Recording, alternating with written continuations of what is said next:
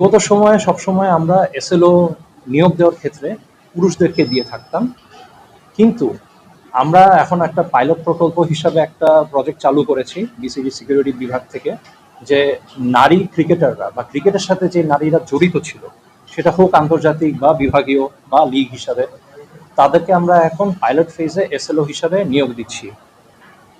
এসব ব্যক্তিরা তারা যারা হয়তো ব্যক্তিগত কারণে বা পারিবারিক কারণে কোনো না কোনো সময় তারা তাদের ক্রিকেটিং ক্যারিয়ারটা আর দীর্ঘায়িত করতে পারেনি।